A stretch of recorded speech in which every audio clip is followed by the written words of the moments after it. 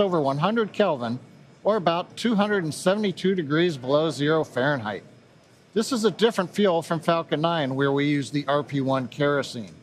But our oxidizer is liquid oxygen, the same as Falcon 9. Because there is no oxygen in space to support combustion, we have to bring our own. We did the weather poll and the go-no-go poll at T-minus 2 hours. We got the goes, and we started loading both propellants on the booster at T-minus 1 hour and 36 minutes. And at T-minus 1 hour and 17 minutes, we began propellant loading of the ship, second stage. Propellant loading of the Starship second stage main tanks will complete at approximately T-minus 22 minutes, just a few minutes from now. And at about the same time, we will switch over to loading the header tanks in the nose of the ship. Meanwhile, it'll be T-minus 3 minutes when super heavy prop load completes on the first stage. And at that point, all propellant will be on the rocket, fully loaded with over 10 million pounds of propellant. As we near T0, it's worth noting that the timing of the countdown will be slightly different today. For Flight 1, we lit the engines and lifted off about 6 seconds later. For Flight 2, we aim to reduce that time by almost 2 seconds, shortening the period between engine start and liftoff. This will help reduce stress on the ground and the propulsion systems and improve the efficiency of the rocket. Now, right now, we're just inside T-minus 25 minutes to liftoff. The weather and winds are looking good. We haven't had any concerns there. The only issue we're working is getting the small boats out of the near range area in the offshore from Boca Chica Starbase. We do have the possibility of holding at T-minus 40 seconds as we're trying to get the last of the boats out of the safety area. Now, if for some reason we do not make our test flight today, we have a backup launch windows. This could be either 24 or 48 hours after today. It depends on how far we get into the countdown. But for now, everything's looking good as we've passed, coming up on the 24-minute mark. I'll hand it back to you, Kate and Shiva. Thanks, John. Now, that countdown is continuing to progress, so let's take a look at and get more familiar with the vehicle there on your screen. Starship is the world's most powerful launch vehicle. It's currently currently with about twice the thrust of the Saturn V rocket, and with future engine upgrades, it will be 3 times more powerful. Those future improvements will allow Starship to carry 150 to 250 metric tons to orbit. Now, for reference, Falcon 9's heaviest payload to date is about 17 metric tons. So we're talking about an order of magnitude more with Starship in terms of payload capability. And that matters because the amount of mass that we're able to launch per rocket is crucial to ultimately creating a self-sustaining city on Mars. Now, let's talk a little bit about how tall the vehicle is. The Super Heavy booster alone stands about 70 meters tall, and that's about the same height as a fully integrated Falcon 9. The height of Starship on top of it is comparable to that of the Statue of Liberty. But of course, the most technical length unit is that of Godzilla's, and we can confidently say that the fully stacked Starship and Super Heavy is at least 1 Mechagodzilla tall. It just so happens that we refer to the launch and catch tower at Starbase as the Mechazilla from the Godzilla movie, and you could see from that that the resemblance is quite uncanny. Very, very uncanny. Now, the first stage, also known as the booster or Super Heavy, has a diameter roughly 2.5 times that of Falcon 9, and with 33 much larger engines. More engines means more power to deliver a massive amount of cargo to space. Amazing view here. This is a view that we don't have on our Falcon 9 missions. This is a view looking up under the Super Heavy booster. I love the shot. We can see all 33 engines there. Now, one cool upgrade on the booster's engines, we have a new electronic thrust vector control system, or ETVCs. We previously used the hydraulic system to control the positioning of the Raptor engines, meaning we tilted them in flight using pressurized fluid. Now, hydraulics are complex, and because they're fluid-based, they have the potential to leak. Not good. So switching to an electronic system means fewer potential points of failure. Also, we now carry less mass on the vehicle because we don't need to carry hydraulic fluids anymore. So good news all around. Now, the electric system has lots of benefits on its own. It only takes 30 minutes to activate for flight. It doesn't consume resources when inactive, and they allow for regenerative charging like a Tesla battery. Yeah, all great things when you're trying to rapidly reuse a vehicle. Now, moving up, Starship is designed for vertical takeoff and landing on any hard surface. That's opposed to taking off and landing on a runway like aircraft do. And that's important because there are no runways on the Moon and Mars. The ship features 6 Raptor engines, 3 of which are sea level, and 3 of which are vacuum engines with an expanded nozzle, which makes them optimized to operate in the vacuum of space. The ship, at the top of the ship is featured with 4 flaps as well. This is a shot actually of the top of the booster where we can see the hot stage portion and the 4 grid fins. Now, those flaps on the ship portion help aerodynamically control the vehicle's attitude during atmospheric reentry and flight, and will enable us to do precise landings. The body of Starship is also wrapped in a heat shield that's made up of 18,000 hexagonal ceramic tiles. You can see them wrapping around the top of the nose here and here in this shot of the flaps. Now, those tiles are designed to insulate the vehicle during atmospheric entry, where the temperatures can get as high as 1,500 degrees Celsius. And one of our test objectives today is to verify how those systems perform during reentry. Yeah, now as Shiva mentioned, there between the ship and the booster, basically the top of the booster, between those 2 stages, that's our new hot stage, critical for our new separation technique. As we talked about earlier, we are constantly learning and upgrading the vehicle after we test. Now, this is a pretty exciting first for our team, as hot staging has never before been used as part of a reusable space transportation system, let alone on a rocket with the size and power of Starship. Hot staging is a significant change from Flight 1, and we're really hoping to gather data on it during this highly dynamic phase of flight, and that is, once again, assuming that we even make it that far. Of course, let's take a closer look at what we expect hot staging to look like. Now, it occurs at about liftoff plus 2.5 minutes. At that point, the booster will shut down most of its 33 engines, leaving just 3 running, and the ship will ignite all 6 of its engines. Clamps will release, and then the ship will thrust away from the booster. Now, this is the first in-flight test of the heat shield on the top of the booster and the bottom of the ship, and of course, the first in-flight test of hot staging, and we're hoping to gather a ton of data on it today. Yeah. Now, stage separation by hot staging is somewhat uncommon in spaceflight, but it has been done before. However, today will mark the first time that a reusable space transportation system is attempting it. The Titan program did hot staging quite successfully in the early 1960s, but they were not concerned with reuse, so there was no issue when the Titan first stage took considerable damage upon ignition of the second stage engine. Now, today, there is a good chance that our booster will also incur some damage from the second stage engines, but we need to test it out, see if the system can tolerate it, and collect data to learn how to do hot staging better next time, because ultimately, when successful, it could increase Starship's payload to orbit capacity by 10%. So, more payload and more people to Mars. Hot staging also helps us maximize the vehicle's performance by leaving those 3 first stage engines on, so gravity can't rob us of precious velocity, or at least not as much of it. Hot staging also helps to ensure the ship's liquid propellants are at the bottom of the prop tanks, which is where we need that propellant to be in order to quickly light the ship's engines. Another reason to do hot staging, it reduces the risk at stage separation by moving to a passive stage system, deleting parts and simplifying, meaning physics is going to be doing most of the work instead of mechanical parts that would otherwise be pushing the 2 stages away from each other. That's a great summary, Kate. And of course, this required design changes from Flight 1. The most notable of which is the inner stage here. So on Flight 1, that inner stage was completely enclosed. But for hot staging, the interstage portion between the booster and the ship is going to see dramatic increases in pressure and temperature. So we had to change the structure to include vents for the exhaust gases that the ship's Raptor engines will produce. Now, the 3 center engines on the ship actually gimbal, they rotate, and we're going to be gimbaling them outwards to reduce the forces that are being directly imparted on the booster and maximize the exhaust gas that's going through those vents. We've also beefed up the ship's space heat shield to withstand the higher temperatures and pressures. And for today's test, like really getting through hot staging would be a major milestone.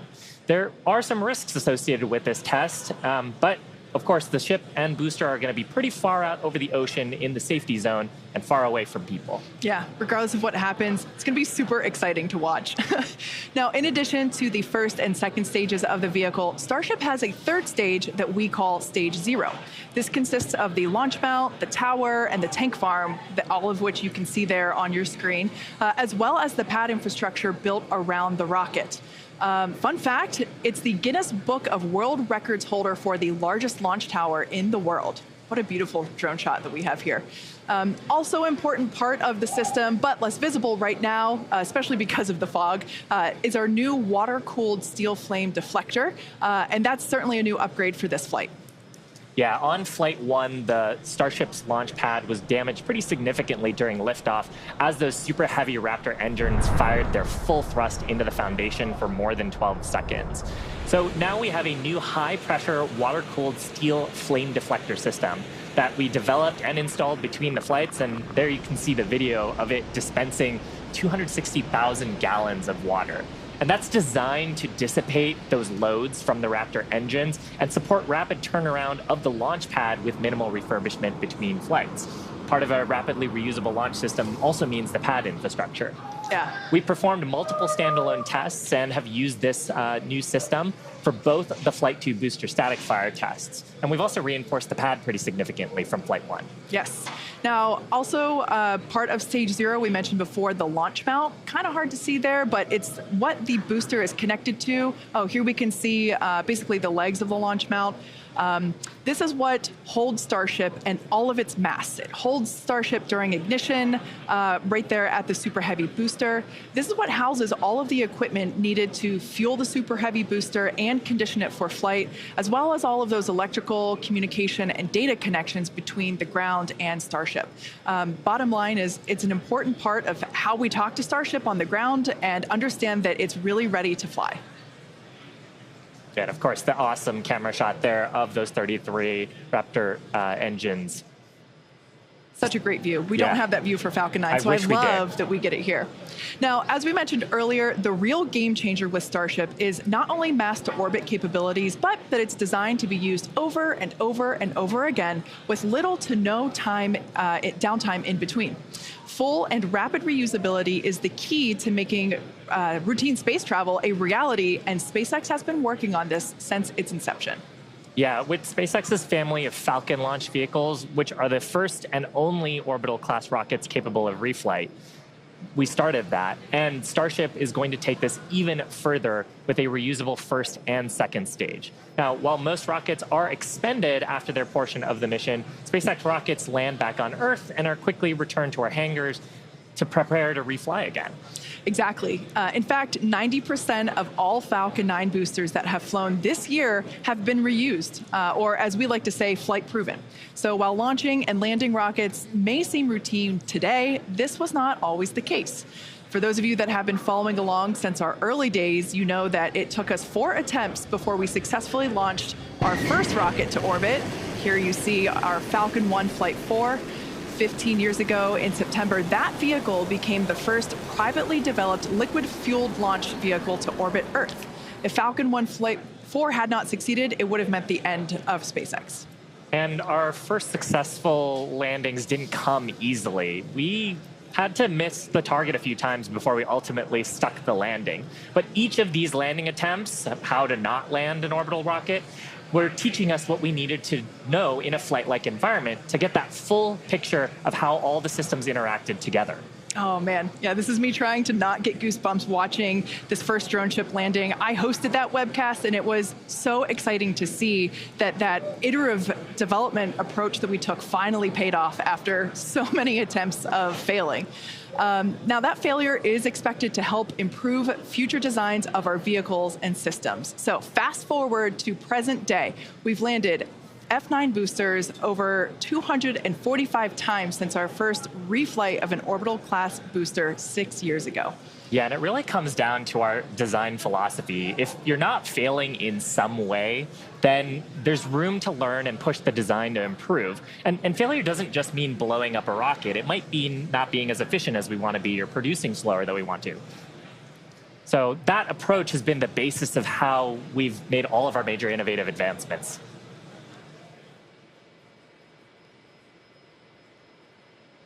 All right, now Falcon 9 has certainly come a long way, and Starship will too. But as a reminder, today is a test. We really hope to get to stage separation, but any data received will help us improve. It's the second of many future flight tests of Starship before it becomes fully operational. And these flight tests teach us about the limits of our design. They help us improve our understanding of the vehicle, and ultimately will help us to make Starship more reliable and rapidly reusable. So again, whatever the outcome and however far we get today, we can promise excitement.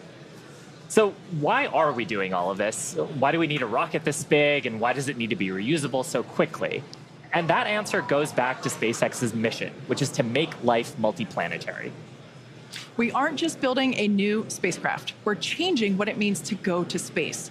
By building the most powerful rocket ever flown and a ship designed to carry people, cargo, habitats, satellites, and more, we're unlocking a future where our dreams of exploration will no longer exceed our grasp.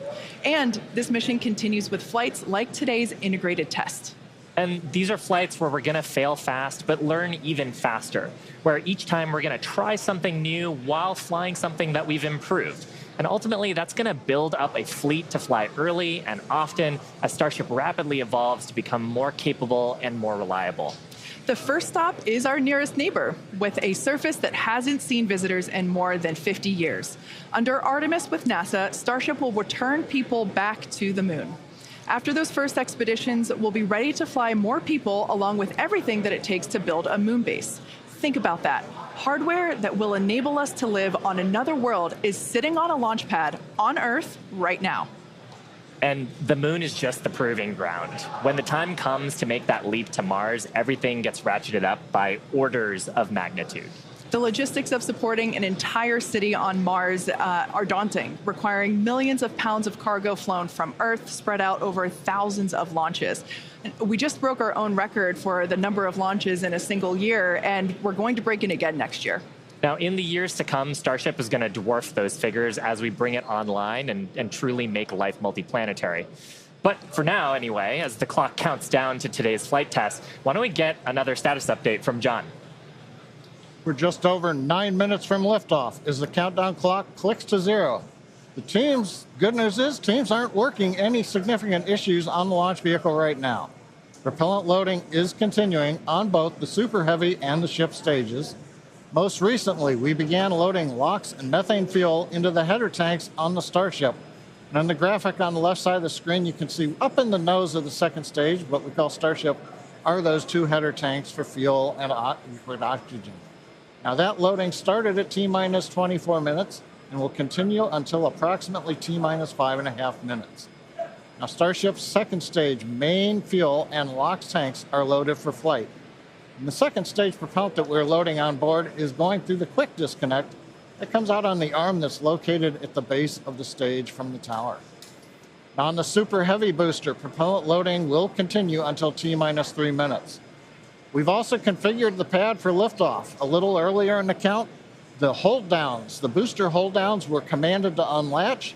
That means once the rocket has sufficient thrust to overcome its weight, it'll lift off the pad. There's no need to command the hold downs to release the rocket. As we mentioned earlier also, the ignition sequence has been slightly modified from the last flight for a more efficient liftoff. As a reminder, we ignite the engines a few seconds before T0. We don't lift off exactly at T0. We lift off a few seconds later, a couple seconds. Finally, the SpaceX team continues to check in with the Coast Guard to ensure there are no boats in the safety perimeter before proceeding with launch out over the Gulf of Mexico. Now, currently, we're coming up T-minus 7 minutes, 10 seconds to the test flight of Starship. Propellant loading is continuing on both stages of Starship. We're waiting now for the completion of loading of the header tanks in the next few minutes. The first stage is also beginning pressurization for flight while we are continuing to load propellant into it. And again, booster propellant load will finish at approximately T-minus 3 minutes. At that stage, both first and second stages are fully loaded, and we'll have the 10 million pounds of liquid propellant on board the 2 stages of Starship. Now, in the next few minutes, the guidance system will perform its final alignment. We'll get the automated flight termination system that'll arm, and the final TVC checkout will be performed. We may get a view looking up at the engines as we gimbal the 13 middle engines to check them out just before liftoff at about T-minus 90 seconds. If we need to hold, it would come at T-minus 40 seconds. That's the point in the countdown where we can pause the final checkouts or pressurization to complete. Or, as we're hearing right now, we're still working a few boats in the area that are headed. Just amazing views of today's launch. There's nothing quite like a launch at basically sunrise. Sunrise, I think, was just about 10 or 15 minutes ago out at Starbase. Yeah, these views are just incredible. Couldn't ask for a more beautiful day to attempt a test flight here. Again, these are live views of Starship as it awaits its second integrated flight test. Our primary objective today is to get through stage separation. We really want to test out our attempt to perform hot staging, where we are going to ignite the engines on the second stage while some of the engines on the first stage are still lit. So essentially both stages will be making fire at the same time, and that will push the booster away from the ship. It'll separate the 2 stages. So that's the primary goal for today. We really hope to be able to test that out, but at the end of the day, all and any data that we can collect is going to be incredibly helpful and help inform future improvements and iterations of the vehicle. Yeah, Kate, there are other objectives for today too, assuming we get farther than stage separation. There's goals to test out how reentry goes on the ship portion. If the booster survives stage separation, then it's going to try a boost back burn and hopefully a soft landing as a sort of dress rehearsal for what it would look like on land. So everything coming up to that big design change, though, of hot staging today. Yeah, exactly. Like you were saying, that booster, it will be attempting a water landing in the Gulf of Mexico. We don't intend to recover any of the hardware for either the ship or the booster today. But that booster, yeah, we want to try and demonstrate controlled ascent through most engine cutoff. We want to try to demonstrate that hot staging separation and boost back flip, trying to basically demonstrate controlled burn and entry and that soft water landing. Like you said, it will help inform when we attempt a land landing, but we start in the water first. Exactly. Just like we did with the Falcon 9. Yeah, exactly. And, just getting to hot staging, though, is going to be farther than we got on Flight 1. Yes. Flight 1, that was about as far as we got. We didn't have hot staging on that vehicle. So that's the first and foremost objective today. Get that far, hopefully. Fingers crossed. Now, one thing that's a little cool about Starship, and it's different from Falcon 9, is we can actually hold a little bit longer if we needed to than we can on Falcon 9 missions. Once we get to T-minus 40 seconds, and if we did have a hold, depending on the reason for the hold, we can hold for up to 30 minutes. And today, actually, our entire launch window is about 20 minutes, so the whole duration would cover most of our launch window. Yeah. And that's different from Falcon. Yeah, absolutely. With Falcon, we have to go exactly at T0. That 40-second hold is super helpful. If we need to, for example, we need more time to pressurize the COPVs for flight levels. Perhaps fuel. If the engineers just need to look at some of the data, see how engines are performing, or the avionics. Exactly. Those checkouts, being able to have the opportunity to top off the fuel or LOX if it's not fully loaded. And, we might want to just take a few more minutes for that. So that T-minus 40-second hold can be really helpful. But we don't have that option on Falcon. So it's a little bit different here. We're just inside T-minus 2 minutes and counting. The good news right now we're hearing it doesn't look like we're going to need to hold a T-minus 40 seconds as the boats are clearing out of the way. Next event coming up, TVC wiggles as we move the center engines on the first stage.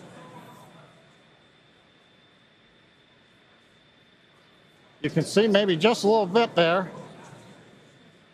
90 seconds, wiggles are underway as we're checking out the first stage.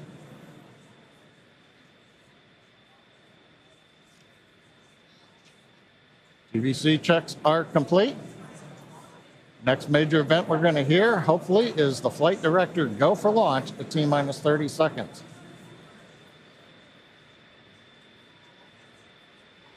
As we're coming up on T-minus 1 minute, when we get to T-minus 40 seconds, we'll just listen in. Last time, as you recall, we did hold at 40 seconds, but it took a few seconds for the clock to recover, so we're going to watch that. And as we press to T0, we're going to watch and listen the second test flight of Starship.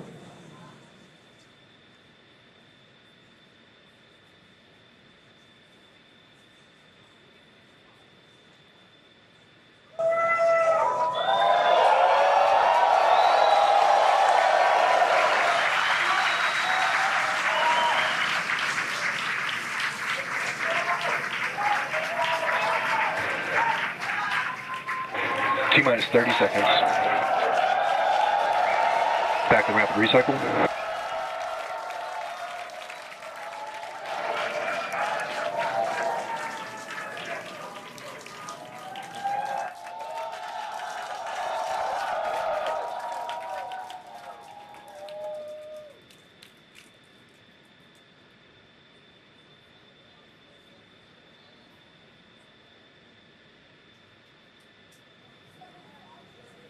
Back at Hawthorne, we're at T-minus 40 seconds in holding. We had a rapid recycle. We've not heard anything over the countdown net as the team works both first and second stages. We're going to monitor the nets here for a minute.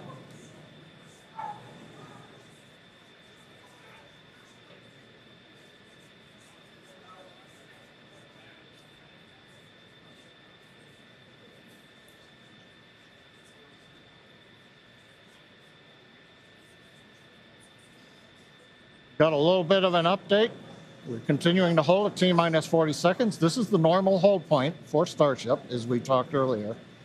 Sounds like we're working just late pressurization on, I believe, the second stage.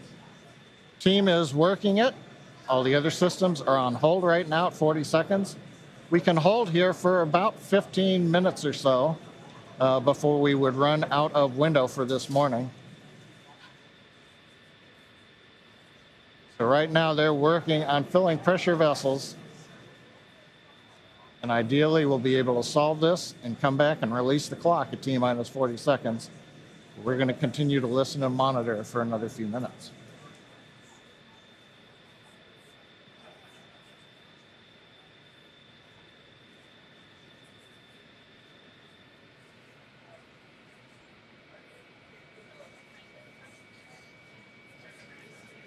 And it's worth mentioning here that don't go away. We are holding at T-minus 40 seconds, but once the teams have resolved and see the data that they want to see, the clock can restart straight away, and it'll start ticking down from T-minus 40 again, all towards liftoff. Yeah, exactly. Now, while we do have the ability to hold for up to 30 minutes, we only have a 20-minute launch window, so don't go away, don't change the channel.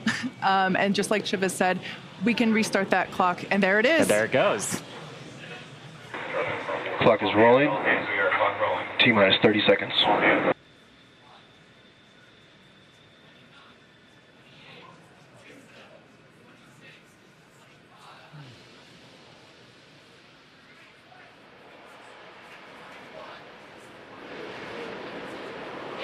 T-minus 15. 10, 9, 8, 7, 6, 5, 4, 3, 2, 1.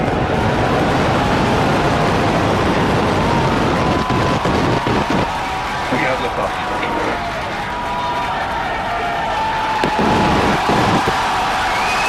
Vehicle pitching downrange.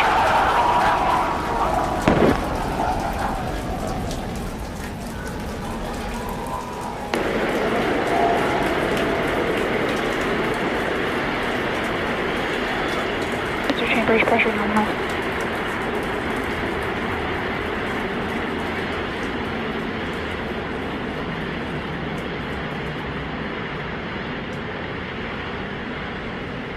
We are T plus 40 seconds into the flight of Starship. 33 Raptor engines powering the first stage. Power and telemetry nominal. We've heard power and telemetry nominal call out. We're heading downrange over the Gulf of Mexico.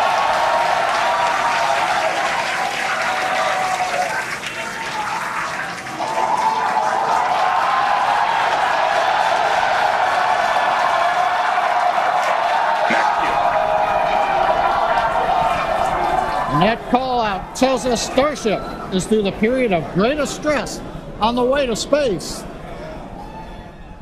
Now the next major event is hot staging in just over 90 seconds from now. To get ready, the booster will shut down all but 3 of the Raptor engines. Clamps holding the 2 stages together will release, and the Starship's second stage will ignite its engines. Starship will then separate from the Super Heavy booster and head to space. And at the same time, the 3 engines that are still firing on Super Heavy will flip the booster around. 10 more engines will ignite for the boost back burn, putting the first stage on path for a splashdown in the Gulf of Mexico.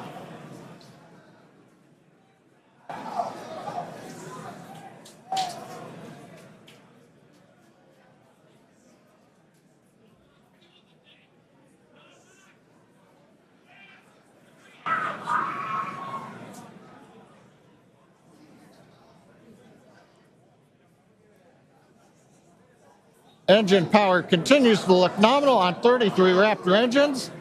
We're about to shut down the first stage and perform staging. Let's watch and listen.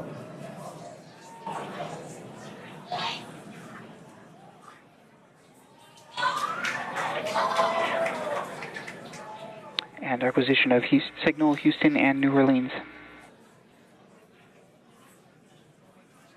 Booster engine cut off.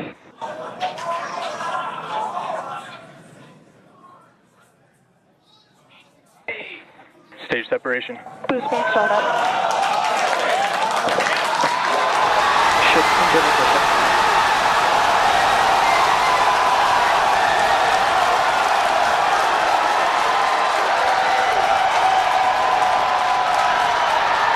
You're hearing the cheering.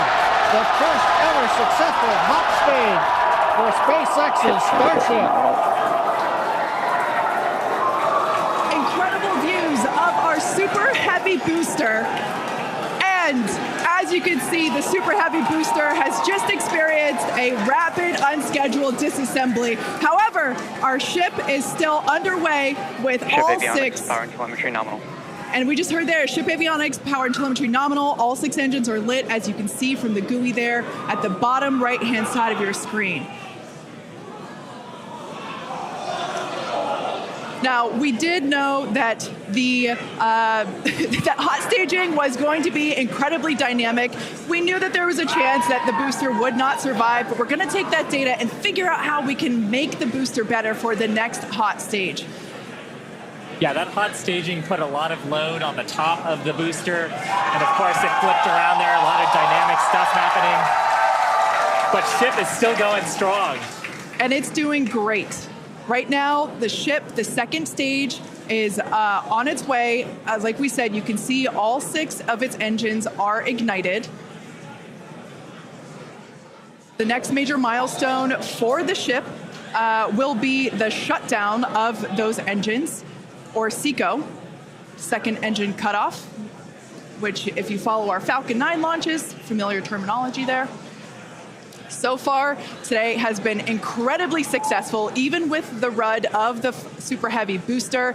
This is amazing. Primary objective of the booster today, to get to hot staging, to get ship on its way to orbit. It did that admirably. Yeah, we definitely asked. Starship trajectory nominal. All right, great news there. That trajectory for ship Acquisition is of nominal. signal Cape Canaveral. Once again, Starship's second stage is firing those engines. And as you just heard, everything's looking good.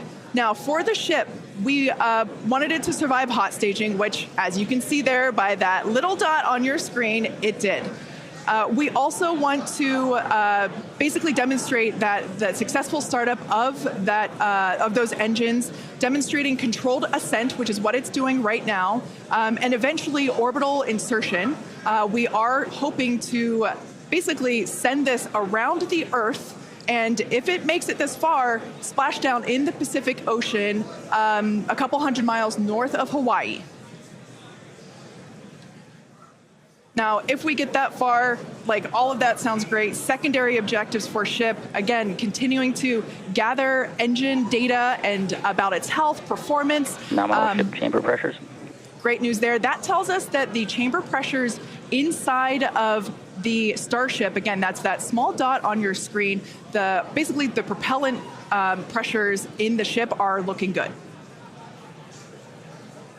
Yeah, the bottom right corner of your screen, you can see essentially a user interface showing us which engines are lit. So the 3 center sea level Raptor engines on ship are gimbaling engines. The 3 outer engines in the triangle, the larger ones, are Raptor vacuum engines, all of them continuing to fire nominally. So they're at the pressures that we expect to try to get into our target trajectory today. Yeah. And we're not targeting orbit today. We're targeting almost orbit today. That's very intentional as part of the mission design. The goal is to get to a thrust profile similar to what we would need for orbit, but also and to get to the energy levels that the ship would need to dissipate for re-entry. And so we're actually going in a suborbital trajectory today, but that trajectory will get us to the energy levels that we need at re-entry, where we can really stress that heat shield and get valuable data on re-entry. And those calls that we are still on a nominal trajectory here and seeing nominal pressures means that we have a really good shot of hitting our target orbit. Yeah. Now, if the booster had survived, we would be around the time where it would be getting ready to land, performing its re-entry, but it unfortunately did not survive. That being said, that's okay. It survived several seconds after hot staging, so we're going to take that data and improve the hot staging sequence and probably improve the hardware itself for the next flight.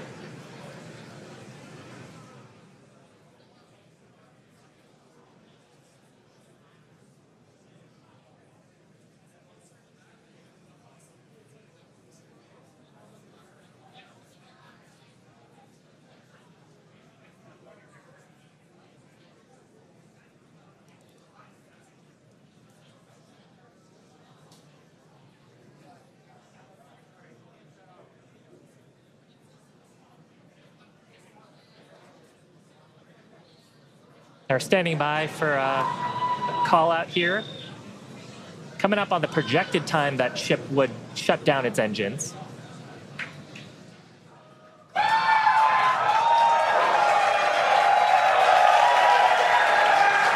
you can tell by the excitement from the crowd here at Mission Control Center in Hawthorne, there's a great view of our Star Command Center. That's our control center at Starbase, Texas.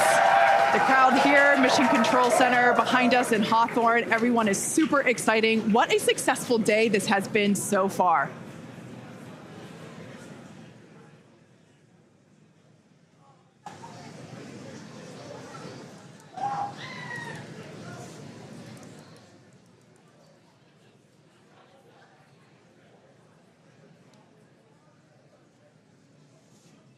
And I mean, up to this point, major successful milestones through hot staging, which was the big objective today.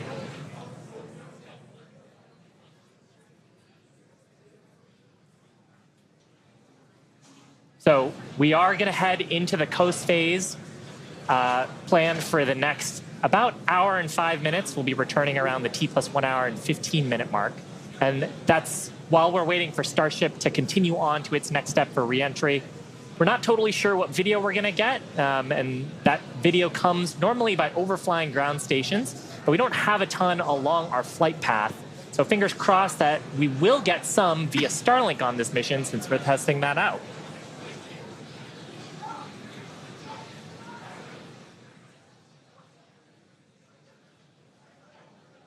And also give us a moment. We are hearing some chatter on the net, so we're going to try to parse that for you.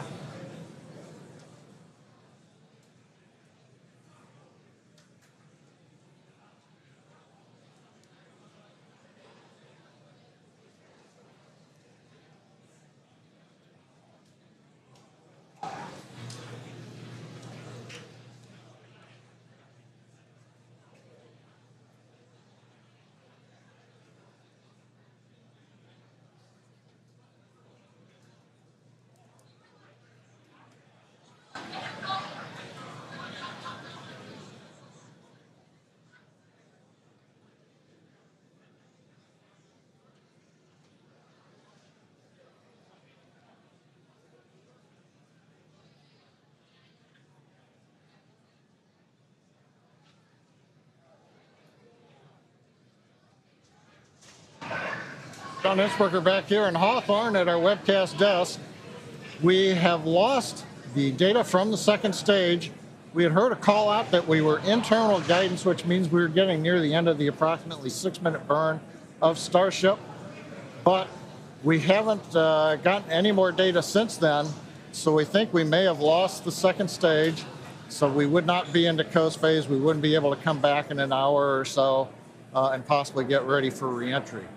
However, what we do know right now is we had an on-time launch at 7 o'clock. We got through the boats. First stage looked beautiful with 33 Raptor engines firing. We got the hot staging, you know, the thing that we really wanted to see and impressed. We saw the separation. We saw the flip maneuver. We saw the light up of the 6 Raptor engines on Starship, and it headed away. Everything really looked good. But what we do believe right now is that the automated flight termination system on second stage appears to have triggered very late in the burn as we were headed downrange out over the Gulf of Mexico. But the real topping on the cake today, that successful liftoff, Kate, Shiva, the hot staging is just beautiful.